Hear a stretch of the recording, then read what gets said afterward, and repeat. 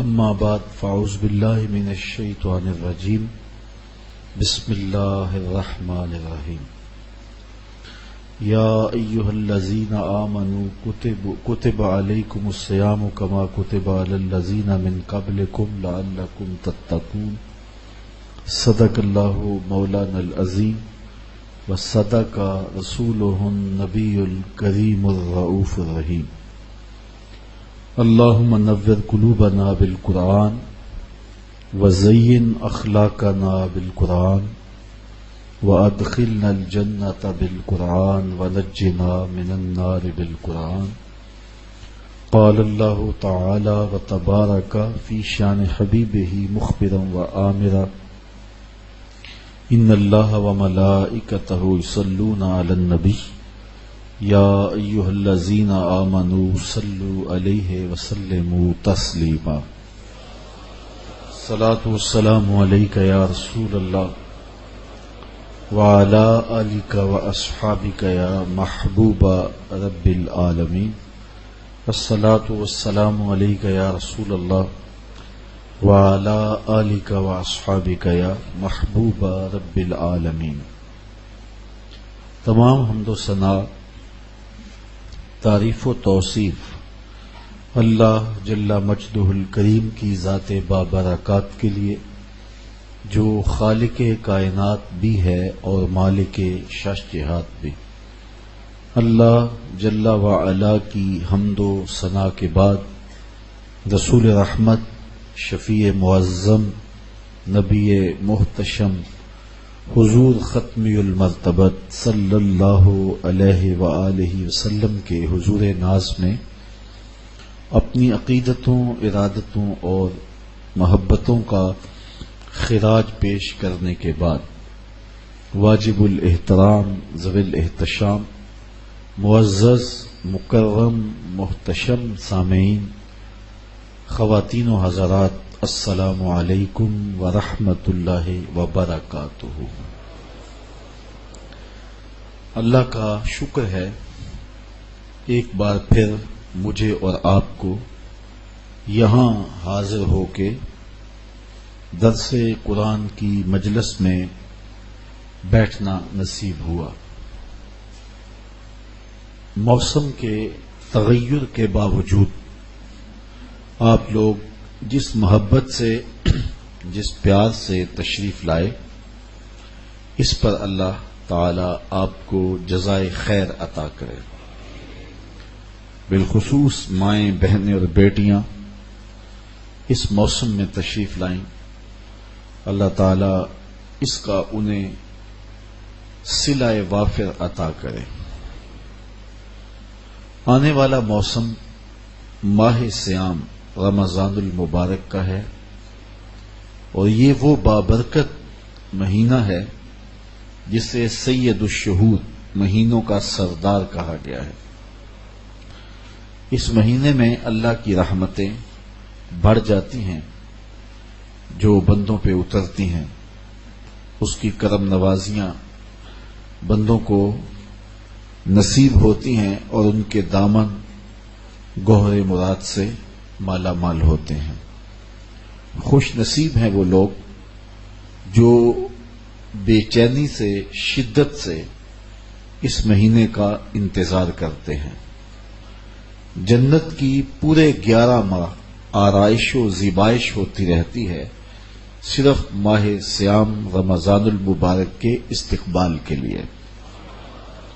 جنت سجتی رہتی ہے، گو وہ پہلے ہی آراستہ و پیراستہ ہے، لیکن اس مہینے کے لیے خاص طور پہ اہتمام کے ساتھ اس کو آراستہ کیا جاتا ہے کہ ماہ صیام جلوہ فراز ہونے والا ہے۔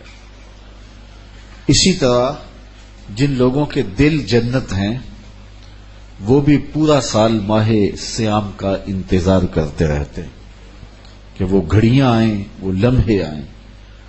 فرمایا اگر میری امت کو پتہ چل جائے کہ ماہ صیام میں کیا ہے تو وہ آرزو کرے کہ پورا سال ہی ماہ صیام رہے۔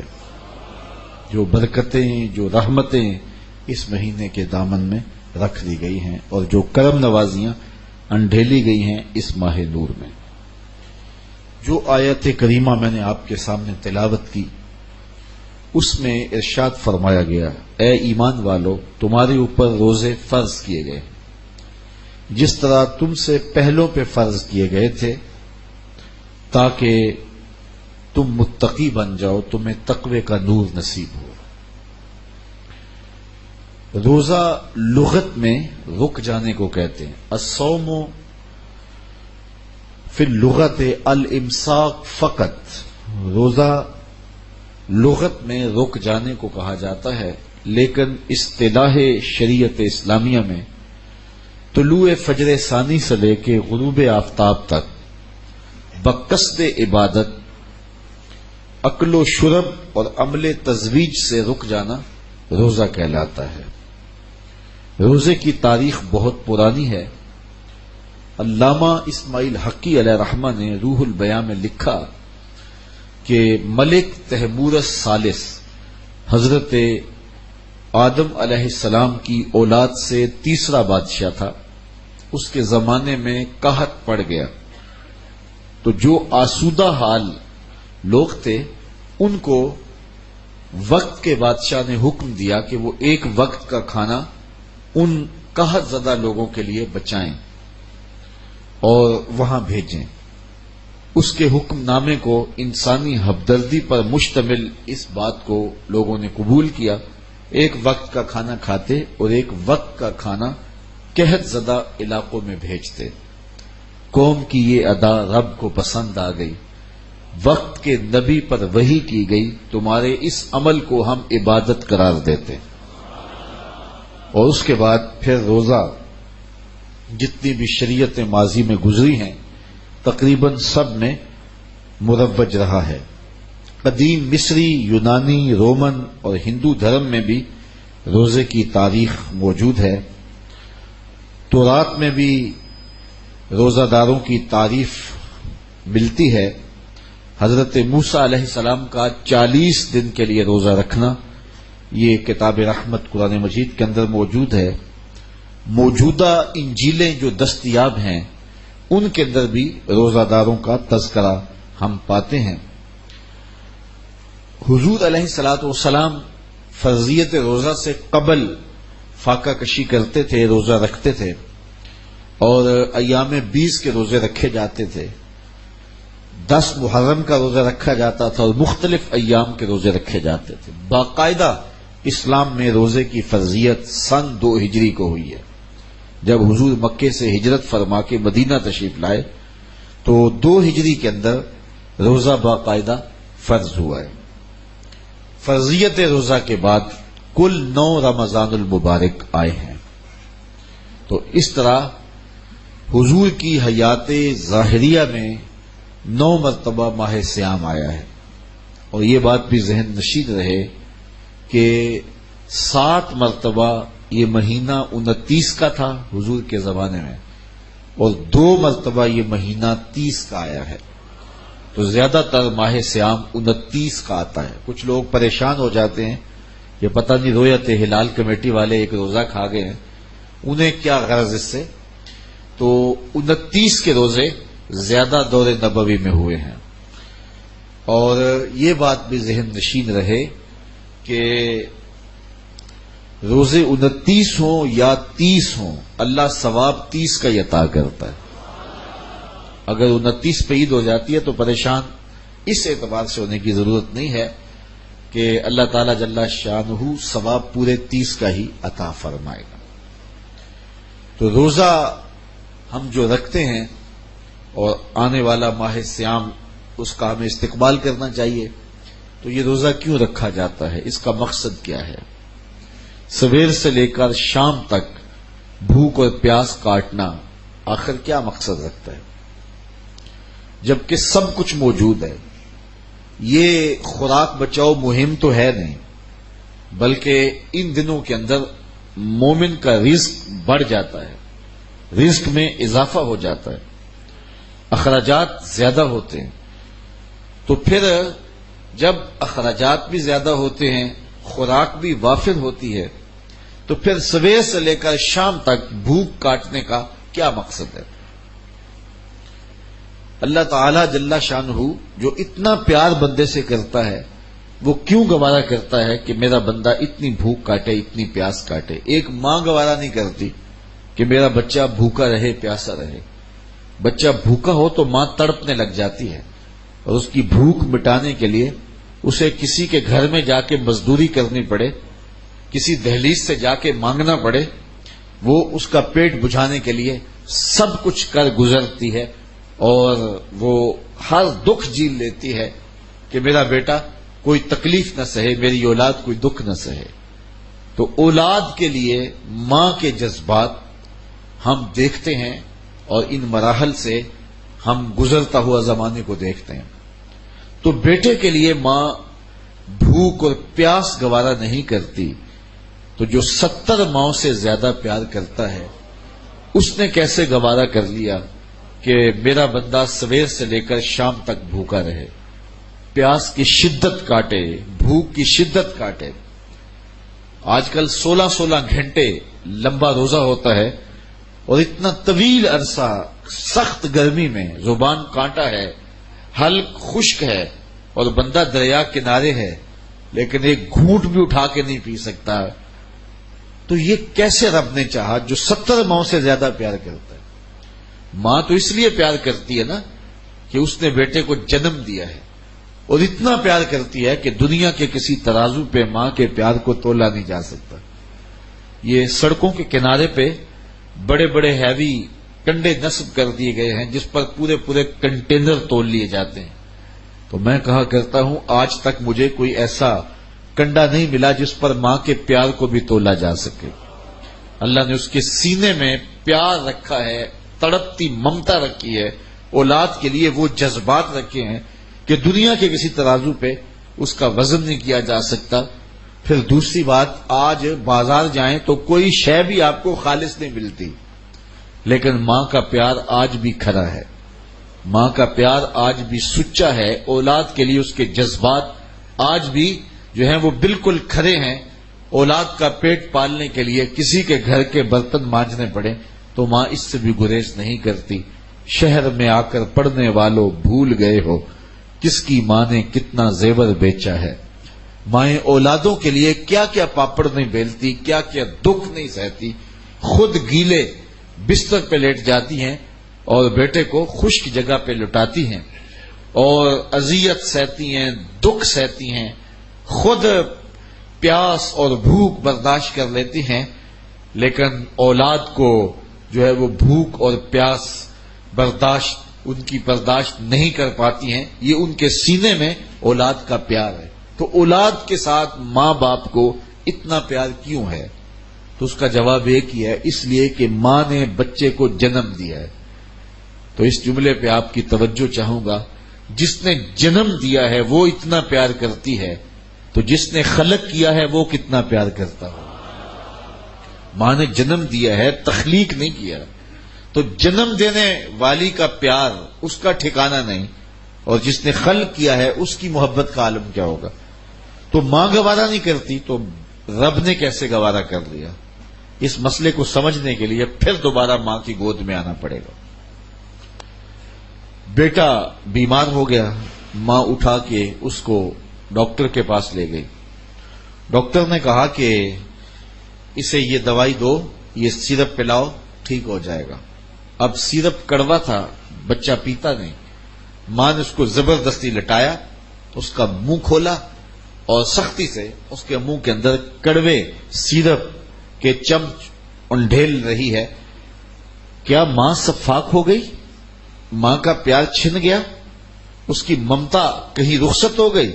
وہ جو بیٹے کی آنکھ میں ایک آنسو بھی گوارا نہیں کرتی تھی، تڑپ جاتی تھی، بیٹا چیخ رہا ہے، رو رہا ہے، ماں زبردستی اس کا منہ پکڑ کے کڑوا سیرپ اس کے حلق میں ٹپکا رہی ہے، تو اس کا جواب یہ ہے کہ ماں صفاق نہیں ہوئی، ماں ظالم نہیں ہوئی، اس کی ممتا نہیں چھنی، بلکہ بیٹا نہیں جانتا، ماں جانتی ہے۔ یہ چند لمحوں کی کڑواہٹ ہے، چند گھڑیوں کی تکلیف ہے، اس کا نتیجہ شفا کی صورت میں برآمد ہوگا۔ ماں کی نظر اس تڑپنے پہ نہیں جو اس کا نتیجہ ہے، ماں کی نگاہیں اس پہ لگی ہوئی ہیں اور بیٹے کے پیار کی وجہ سے وقتی طور پہ اس کا یہ تڑپنا وہ گوارا کر دیتی ہے. جو 70 ماؤں سے زیادہ پیار کرتا ہے وہ جانتا ہے یہ چند لمحوں کی بھوک اور پیاس ہے، لیکن نتیجہ بڑا خوبصورت ہے. لعلکم تتقون، تقوی کا نور نصیب ہو جائے گا. یہ بھوک کاٹ لے گا، پیاس کاٹ لے گا تو اس کو تقوی مل جائے گا. اب سوال کھڑا ہوا کہ بھوک اور پیاس کاٹنے سے تقوی کیسے ملتا ہے؟ بھوک کاٹیں گے، پیاس کاٹیں گے تو تقوی ملے گا.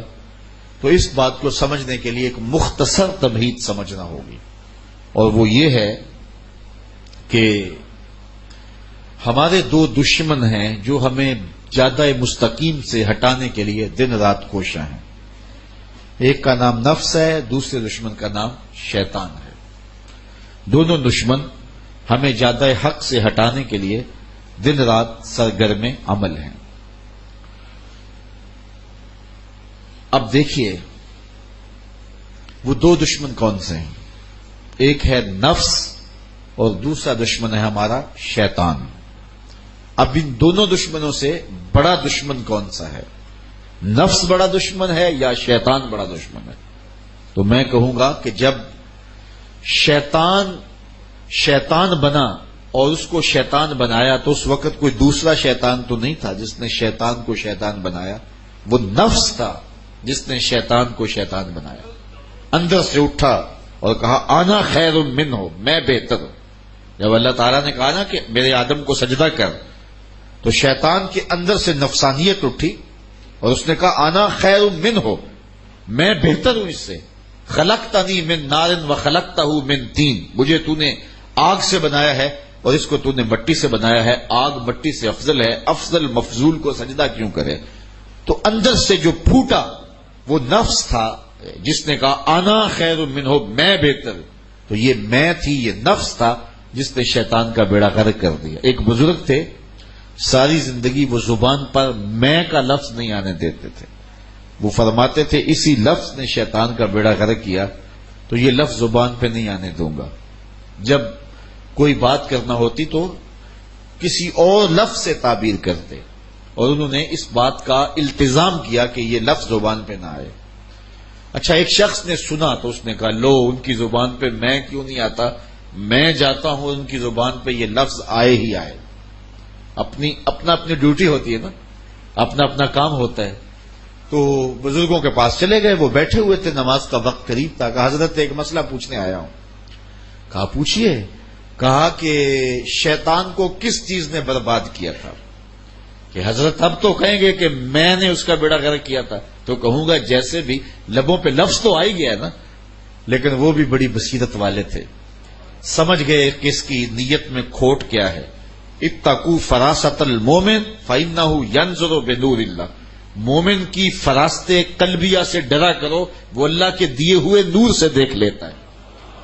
تو کہا کہ بیٹے رک جاؤ، نماز بالکل تیار ہے، نماز ہو جائے گی تو پھر اس موضوع پہ بات ہوتی ہے. خیر جماعت تو سلام پھرا تو حضرت خود ہی مخاطب ہوئے کہ کسی نے پوچھا تھا کہ شیطان کو کس چیز نے برباد کیا. جواب دینا چاہ رہا ہوں کس نے پوچھا تھا؟ جھٹ کھڑا ہوا میں نے. کہا اسی چیز نے اسے برباد کر دیا.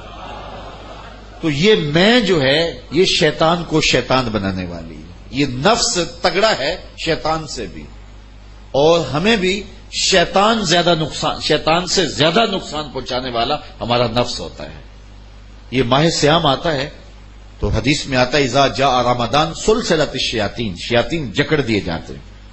اور ہم دیکھتے ہیں کہ مسجدوں کے پھاٹک کھل جاتے ہیں، جہاں 1.5-2 صفیں ہوتی ہیں وہاں 5-5 6-6 صفیں ہو جاتی ہیں. تو سمجھ آ رہی ہوتی ہے کہ کوئی بندہ ہوا ہے، روکنے والا کوئی جکڑا ہوا ہے، اس لیے مسجدوں کے پھاٹک کھل گئے ہیں. لیکن اس کے باوجود بھی کم تولا جا رہا ہوتا ہے، کم ناپا جا رہا ہوتا ہے، نظر بھٹک رہی ہوتی ہے، خیال بہک رہے ہوتے ہیں، حسد بغض کینے پل رہے ہوتے ہیں. تو یہ سب کچھ کیوں ہے؟ اس لیے کہ نفس موجود ہے. تو جو نیکی کا ماحول پیدا ہوتا ہے وہ شیطان کے بندنے سے ہوتا ہے، اور جو برائیاں پھر بھی موجود رہتی ہیں وہ نفس کے موجود ہونے سے موجود ہوتی ہیں. اس لیے ہمیں ان دو دشمنوں کا مقابلہ کرنا ہے. ماہ سیام میں آسانی یہ ہوتی ہے کہ ہمارا ایک دشمن بند گیا، اب مقابلہ 1-to-1 ہو گیا، مقابلہ آسان ہو گیا. صرف نفس کا ہم مقابلہ کر لیں تو پھر شیطان چھوٹ کر بھی ہمارا کچھ نہیں کر سکتا، اس لیے کہ اصل شیطان کو راستہ ہی نفس دیتا ہے. یہ نفس اندر کا دشمن ہے اور شیطان باہر کا دشمن ہے، اور جب تک اندر والا ساتھ نہ دے تو باہر والا کچھ نہیں کر سکتا. ہمارے دیہاتوں میں چوری ہو جائے تو بوڑھے بزرگ لوگ بیٹھتے ہیں کہ چور کہاں سے آیا، تو ایک نقطے پہ سارے متفق ہوتے ہیں کہ جو بھی ہے کوئی گھر کا بھیتی ضرور ہے، کوئی اندر کا بندہ ضرور ہے. تو اگر اندر کا کوئی بستی کا بندہ موجود نہ ہو تو باہر سے آنے والا حملہ آور کچھ نہیں کر سکتا جب تک اندر سے غدار نہ ملے. تو یہ نفس اندر سے ساتھ دیتا ہے تو شیطان آ کے حملہ آور ہوتا ہے. نفس پلیت پلیت چا کیتا اسی اصل پلیت تا ناسے. یہ نفس بیڑا غرق کرتا ہے اور یہی بہت بڑا دشمن ہے اور یہی جادہ مستقیم سے ہٹا دیتا ہے. اس لیے ماہ سیام میں اللہ تعالیٰ کی یہ کرم نوازی ہوتی ہے کہ ہمارا ایک دشمن بند گیا، مقابلہ صرف رہ گیا نفس سے. اگر نفس کو قابو میں کر لیں تو شیطان چھٹ کے بھی ہمارا کچھ بگاڑ نہیں سکتا. تو یہ آنے والا موسم ہمارے لیے ایک آئیڈیل موسم ہوتا ہے کہ ہم اپنے نفس کا مقابلہ کریں. اب نفس کا مقابلہ کیسے کریں گے؟ حضرت شیخ فرید الدین عطار علیہ رحمہ نفس کے مقابلے کا طریقہ بتاتے ہیں. کیونکہ جس شعبے میں کام کرنا اس شعبے کے ایکسپرٹ سے پوچھیں گے نا کہ یہ ہم نے کیسے کرنا ہے. تو شیخ فرید الدین وہ فرید الدین کہ علامہ اقبال جسے روحانی مرشد مانتے ہیں، رومی علیہ رحمہ، وہ شیخ فرید الدین کے بارے میں بولتے ہیں ہفت شہر عشق را عطار گشت ماں ہنوز اندر خمیں یا کوچ عام. عشق کے ساتوں شہر فرید الدین عطار گھوم چکا ہے اور میں پہلے شہر کی پہلی گلی کے کونے پہ کھڑا ہوں. وہ فرید الدین عطار فرماتے ہیں نفس نتواں کش اللہ باسے چیز بات گوئم یادگیرش اے عزیز. نفس نہیں مرتا لیکن 3 اسلحے ہوں تیرے پاس تو یہ ٹھہر بھی نہیں سکتا. وہ 3 اسلحے کون سے ہیں جس سے نفس کو مارا جا سکتا ہے؟ فرمایا خنجر خاموشی و شمشیر جو نیزائے تنہائی و ترک ہجو. خاموشی کا خنجر، بھوک کی تلوار اور تنہائی کا نیزہ. یہ 3 اسلحے اگر تیرے پاس ہوں تو پھر نفس قابو چڑھ جائے تو پھر وہ بچ نہیں سکتا. تو ماہ سیام میں بھوک سے نفس کشی کی مشق کرائی جاتی ہے. خاشا دبتی ہے بھوک سے. رسول کریم نے فرمایا یا معاشر الشباب من استطاع منکم الباء فلیتزوج فانہ اغض للبصر واحسن للفرج فمن لم یستطع فعلیہ بالصوم فانہ لہ وجاء. اے جوانوں کے گروہ، تم میں سے جو نکاح کرنے کی طاقت رکھتا ہے وہ دیر نہ کرے، جلدی نکاح کر لے. اور اگر کوئی نکاح کرنے کی فی الحال مالی استطاعت نہیں رکھتا تو وہ کثرت کے ساتھ روزے رکھے، اس لیے کہ روزے شہوات کو توڑتے. تو نفس کشی کا بہترین ذریعہ جو ہے وہ بھوک ہے، خاموشی ہے اور تنہائی ہے. یہ 3 چیزیں نفس کو مارتی ہیں. اسی لیے حضور نے ارشاد فرمایا من لم یدع قول الزور والعمل به، جس نے جھوٹ اور جھوٹے کام نہیں چھوڑے اس کے بھوکا اور پیاسا رہنے کی اللہ کو ضرورت نہیں ہے. تو وہ تنہائی اختیار کرے، وہ تلاوت کلام مجید کی کثرت کرے، وہ تقویت دے اپنی روح کو، اپنے باطن کو، اور نفس کو کمزور کرے. اب شیطان چھٹ کے بھی اس کا کچھ بگاڑ نہیں سکتا. لیکن اگر ہم نے نفس کا مقابلہ نہیں کیا ہے تو پھر شیطان تو جو ہے وہ پیچ و تاب کھاتا ہے کہ یہ جو تم ٹوپیاں پہن کے مسجدوں میں جا رہے ہو نا، یہ جو تم اب تہجد بھی نہیں چھوڑتے ہو، اب تم 20 تراویحاں پڑھتے ہو، ذرا چھوٹ لوں تم سے نپٹوں گا، عید کے دن ہی وہ تماشے کرواؤں گا کہ دنیا دیکھے گی. تو وہ غصے سے پیچ و تاب کھا رہا ہوتا ہے اور عید کے دن ہی حملہ آور ہو جاتا ہے، بلکہ رات کو ہی حملہ آور ہو جاتا ہے. عشاء کی نماز میں چاند چڑھنے کے بعد لوگ سکڑ جاتے ہیں. تو اگر نفس اصلاح پذیر ہو گیا تو شیطان چھٹ کے بھی کچھ نہیں کر سکے گا. اور اگر نفس کی طرف ہم نے توجہ نہ کی تو وہ چاند رات ہی ہمارا سب کچھ لوٹ لے گا. جتنے جرائم چاند رات میں ہوتے ہیں، جتنی جیبیں چاند رات میں کٹتی ہیں، جتنی بد نظریاں اور بد نگاہیاں چاند رات میں ہوتی ہیں تو اتنا پورے سال نہیں ہوتی ہیں. تو وہ بدلہ لیتا ہے، وہ غصے سے پیچ و تاب جکڑا ہوا کھا رہا ہوتا ہے، میں چھوٹ لوں تمہارے ساتھ نپٹوں گا. اور پھر وہ متحرک اور فعال ہو کے انسانوں کی زندگی کی کمائی لوٹتا ہے اور ان کو پھر وہی لا کے کھڑا کر دیتا ہے. اللہ تعالیٰ نے قرآن مجید میں اس عورت کی مثال بیان کی کہ جو ساری رات سود کاٹتی رہتی ہے اور سود کاٹنے کے بعد شام کو سارا کاتا ہوا توڑ کے پھر ریزہ ریزہ کر دیتی ہے. کہا تم بھی اس عورت کی طرح نہ ہو جانا. ہر سال ماہ سیام آتا ہے، تراویاں، سحریاں، افطاریاں، بھوک پیاس کی شدتیں، تلاوت کلام مجید، لیکن نفس کشی کی طرف توجہ نہیں ہوتی ہے. تو مہینہ گزرنے کے بعد جہاں ہم ماہ سیام سے پہلے کھڑے ہوتے ہیں وہیں ہم دوبارہ کھڑے ہو جاتے ہیں آ کے. تو اس پر ہمیں غور کرنا چاہیے. اللہ نے زندگی میں ایک مرتبہ میں پھر موقع اس ماہ نور کا دیا ہے، ماہ سیام کا دیا ہے.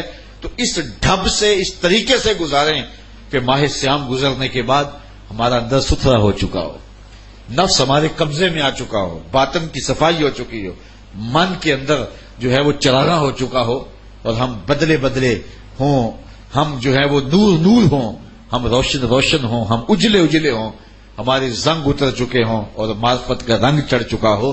یہ تب ہے کہ اگر ہم اپنے نفس کو مارنے کی کوشش کریں گے. حضور نبی رحمت صلی اللہ علیہ وسلم کے کچھ فرامین سن لیجئے.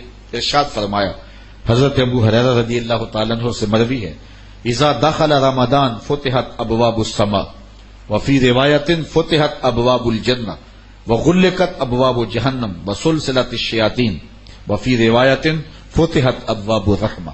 حضور نے ارشاد فرمایا جب ماہ سیام آتا ہے تو آسمان کے دروازے کھول دیے جاتے ہیں، اور ایک روایت میں ہے کہ جنت کے دروازے کھول دیے جاتے ہیں اور جہنم کے دروازے بند کر دیے جاتے ہیں اور شیاطین جکڑ دیے جاتے ہیں. اور ایک روایت کے لفظ یہ ہیں فتحت ابواب الرحمہ، اللہ رحمت کے دروازے کشادہ کر دیتا ہے. حضرت سہل بن سعد رضی اللہ تعالیٰ عنہ روایت کرتے ہیں، قال قال رسول اللہ صلی اللہ علیہ وسلم فی الجنت ثمانیۃ ابواب منہا باب یسمى الریان لا يدخلہ الا الصائمون. حضور نے ارشاد فرمایا جنت میں 8 دروازے ہیں، ان میں سے ایک باب کا نام باب ریان ہے جو صرف روزہ داروں کے لیے مخصوص ہے، اس سے صرف روزہ دار ہی داخل ہوں گے. حضرت ابو ہریرہ رضی اللہ تعالیٰ عنہ سے مروی حضور کا یہ فرمان بھی سنیے جو صحیح بخاری مسلم میں ہے، من صام رمضان ایمانا و احتسابا غفر له ما تقدم من ذنبہ. جو محاسبہ نفس کے ساتھ، جو ابھی میں نے عرض کیا، اور ایمان کے ساتھ روزے رکھتا ہے، اللہ تعالیٰ اس کے پچھلے سارے گناہ معاف فرما دے، اس کے دامن پہ گناہ کا ایک دھبا بھی باقی نہیں رہتا. یہ کرم نوازیاں ہیں. حضور علیہ الصلوۃ والسلام ماہ سیام سے قبل خطبہ دیا کرتے تھے صحابہ کو، اور ماہ سیام کا استقبالیہ خطبہ دے کے ان کو ماہ سیام کو کیسے گزارنا ہے اس کی تعلیم دیا کرتے تھے.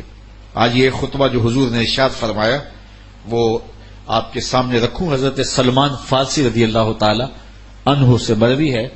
ویسے تو یہ 29 رمضان کا خطبہ ہے، 29 شعبان کا خطبہ ہے. حضور 29 شعبان کو دیا، اور میں اپنے وہاں 29 شعبان کو یہ خطبہ لوگوں کو سنایا کرتا ہوں، لیکن آج 29 شعبان تو نہیں ہے، اور چونکہ 29 شعبان کو میں دستیاب نہیں ہوں گا آپ کو، اس لیے وہ تھوڑا سا پہلے سنا دیتا ہوں.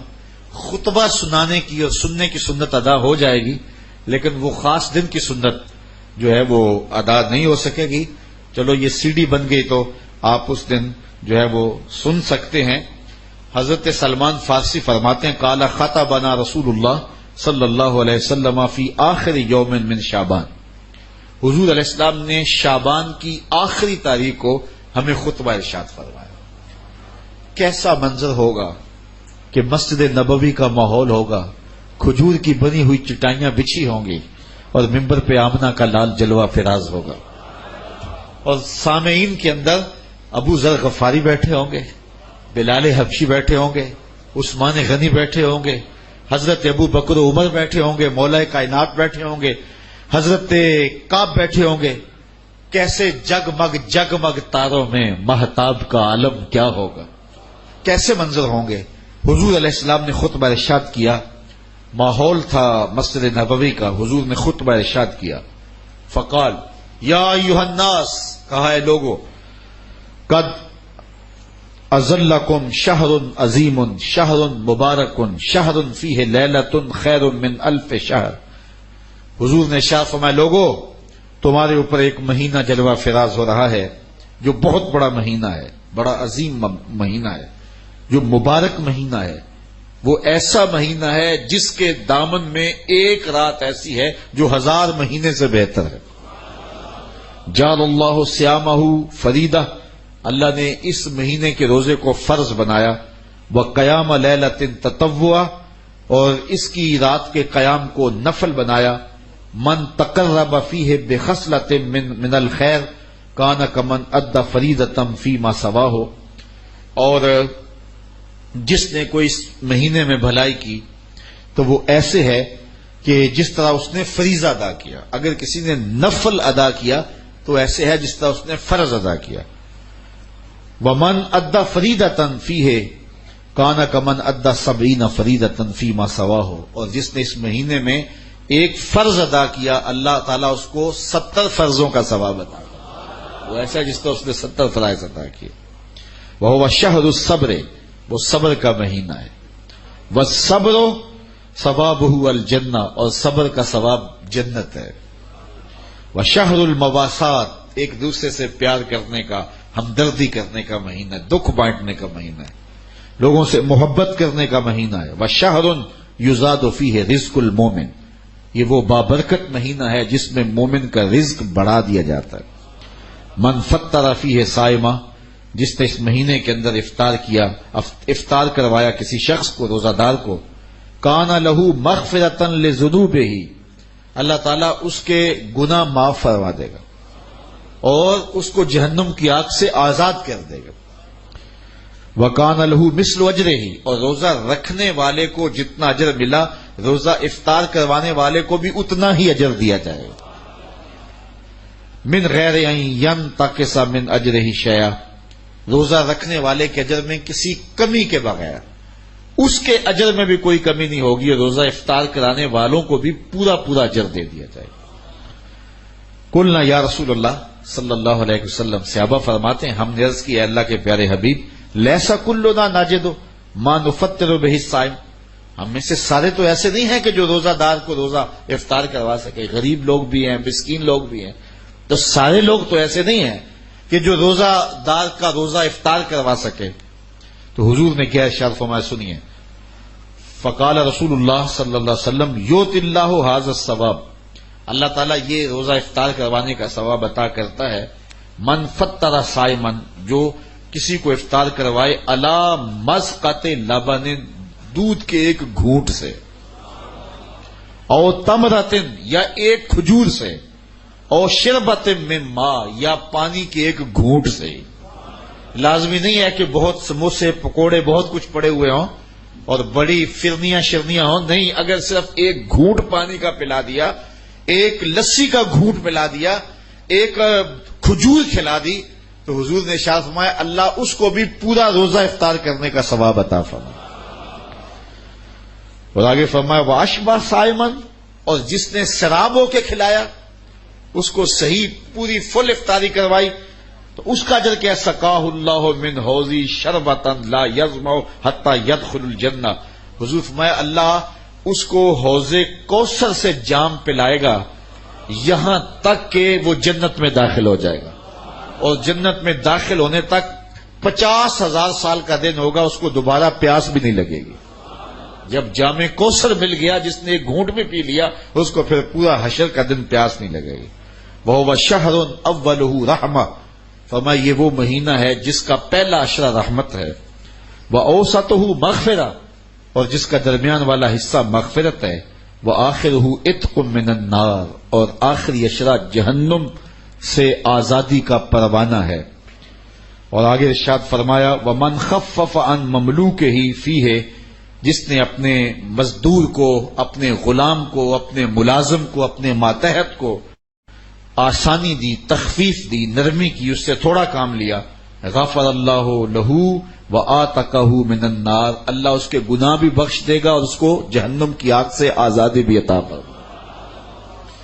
تو یہ وہ بابرکت مہینہ ہے جو اللہ کی رحمتوں اور کرم نوازیوں کا نور ہے. حضور علیہ الصلوۃ والسلام نے ارشاد فرمایا لکل شیء زکات وزکات الجسد الصوم، ہر شے کی ایک زکات ہوتی ہے، مال کی زکات بھی ہے، پھل کی زکات بھی ہے، فصل کا عشر بھی ہے، ہر شے کی زکات ہوتی ہے، جسم کی زکات روزہ ہے. تو روزہ جسم کی زکات ہے، باطن کا تزکیہ ہے، من کا چراغاں ہے، نفس کی سرکوبی ہے، شیطان سے بچاؤ کا ذریعہ ہے، اور دوزخ سے ڈھال ہے، اللہ کی رحمتوں کا حقدار کرتا ہے اور اس کی کرم نوازیاں ہمیں نصیب کرتا ہے۔ خوش نصیب ہیں وہ لوگ جو ماہ سیام کو پورے خشوع و خضوع سے گزارتے ہیں۔ ایک اور روایت کے لفظ سنیے، حضور نے ارشاد فرمایا الصیام والقرآن یشفعان للعبد، قرآن اور رمضان روزہ قیامت کے دن بندے کی شفاعت کریں گے۔ قرآن بھی شفاعت کرے گا اور روزہ بھی شفاعت کرے گا۔ یقول الصیام اے رب انی منعتہ الطعام والشہوات بالنہار فشفنی فیہ، کہے گا مالک میں اس کو کھانے سے روکا، میں اس کو پینے سے روکا، میں اس کو شہوات بدنیاں سے روکا دن کو، میری شفاعت اس کے حق میں قبول کر لے۔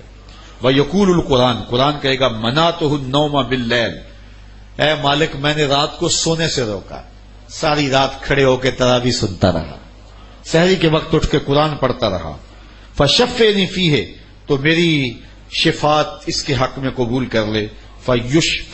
فیشفعان، اللہ رمضان کی شفاعت بھی قبول کر لے گا اور اللہ تعالیٰ جل شانہ قرآن کی شفاعت بھی قبول کر لے گا اور اللہ تعالیٰ اس شخص کو جنت عطا فرما دے گا۔ تو اس مہینے کے اندر کثرت کے ساتھ صدقات کریں، کثرت کے ساتھ خیرات کریں، کسی کا دل نہ دکھائیں، جھوٹ نہ بولیں، اپنی نظر کی حفاظت کریں۔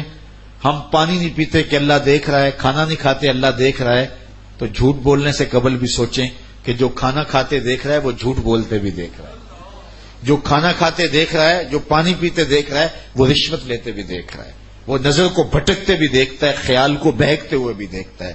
تو اس مہینے میں خاص طور پہ اس مہینے کو اللہ کی رحمتوں اور کرم نوازیوں کی لوٹ سے لگی ہوتی ہے۔ اس مہینے کے اندر رحمتوں کے می برس رہے ہوتے ہیں، خوش نصیب ہیں جو اس مہینے کو عقیدت سے، محبت سے، پیار سے گزارتے ہیں۔ اللہ آپ سب کو اس مہینے کی برکت نصیب فرمائے۔